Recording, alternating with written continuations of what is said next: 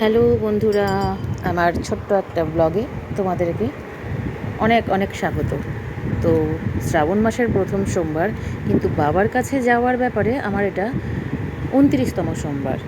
তো আমি মিথ্যা কথা বলবো না যে আমি সকাল থেকে কিছু খাইনি বা নির্জলা উপোস করেছি, এটাও বলবো না।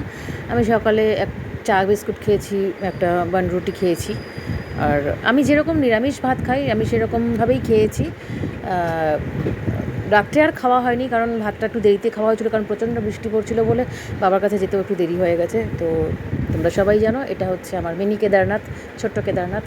তো শ্রাবণ মাসে এই শ্মশানে যেখানে আমি যাই সেখানে ওরা দেখো একটা পিতলের ঘড়া দিয়েছে, যেন বাবার মাথায় টপ টপ করে জলটা পড়ে। তলায় একটা তুলো মতন দিয়ে দিয়েছে, সুতো মতন, যে টপ টপ করে যেন জলটা পড়ে।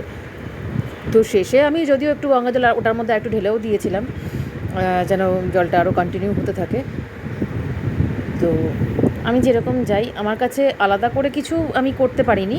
যেরকম আমি প্রত্যেক সোমবার যাই তোমাদের সামনে ভিডিওটা উপস্থাপনা করি, সেরকমভাবেই আমি ভিডিওটা করেছি। তবে শ্রাবণ মাস বলে দেখো, অন্যান্য দিন অনেক সময় পরিষ্কার করে দেয় বাবাকে সকালবেলা পুজো টুজো করার পরে, আর এই দিনকে দেখো একদম পরিষ্কার করা হয়নি।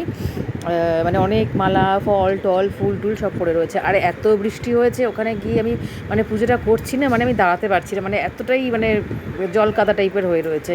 আর ওই কালো কালো এক ধরনের মানে শুয়োপোকার মতন দেখতে এক ধরনের পোকা ওখানে ছড়িয়ে ছিটিয়ে রয়েছে। মানে আমি পুজো করছি আর এদিক ওদিক দেখছি, আর 2-3টে জোকও ছিল ওখানে। জোকগুলোকে দেখে ভাবছিলাম যে পিঠে একটু আদর করে দেবো, তা বললাম না, গাটা কীরকম যেন লাগে। যাই হোক, মানে যোগ দেখলে তো একটু গা শিরশির করে, মানে পোকামাকড় দেখলে একটু গা শিরশির করে, বিশেষ করে বর্ষাকালের পোকামাকড়। আর যা মশা চারিদিকে, তো গাছপালা রয়েছে। তোমাদেরকে একটু এক সময় ঘুরিয়ে দেখিয়েছিলাম। ওখানে প্রচুর গাছপালা রয়েছে, মায়ের মন্দির রয়েছে।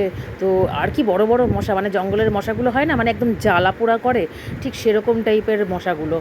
তো বাবার কাছে পুজো দিয়ে তো আমি খুব হ্যাপি, এটা আমার।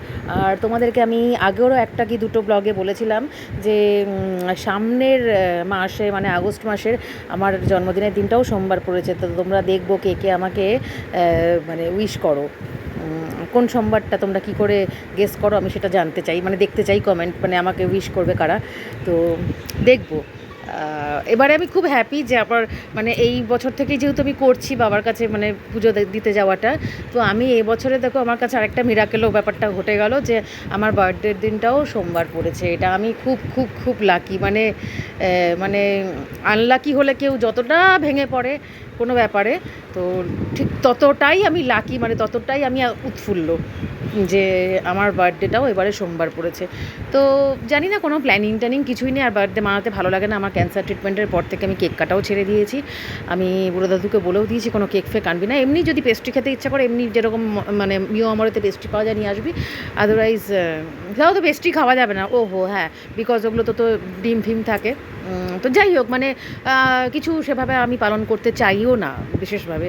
তো ইচ্ছা আছে এখানে আরেকটা মায়ের মন্দিরে যাওয়ার, তো ইচ্ছা আছে সকালবেলা তাড়াতাড়ি উঠবো, বাবার কাছে তাড়াতাড়ি পুজোটা দিয়ে আসবো, কারণ আমার প্রত্যেকবার দেরি হয়, কারণ আমি দেরি করে ঘুম থেকে উঠি, কারণ আমি রাত জাগা পাখির মতন রাত জাগি। মানে আমার ঘুমের ওষুধ, ডিপ্রেশনের ওষুধ খেয়েও আমার ঘুম আসে না, মানে নার্ভের ওষুধ, ডিপ্রেশনের ওষুধ খেয়েও ঘুম আসে না। জানি না এটা কেন হয়েছে আমার মধ্যে থেকে, মানে অনেক কিছু টেনশানে, অবশ্য সেটাও ঠিক কথা। তো টেনশান তো থাকবেই, জীবন মানেই টেনশান, আর টেনশান মানেই জীবন, মানে দুটোই ওতপ্রোতভাবে জড়িত। টেনশানকে ফেলে আজ অব্দি কেউ বাঁচেনি, সাধু সন্ন্যাসীরা তারাও দেখবে টেনশনেই, কোনো না কোনো ব্যাপার তারাও টেনশানে থাকে। তো যাই হোক, আমি ছোট্ট করে নিজের মতন করে পুজো দিলাম ভগবানকে। আমি তিলের নাড়ু দিয়েছি প্রসাদ হিসাবে, আমি ফল কিনতে পারিনি।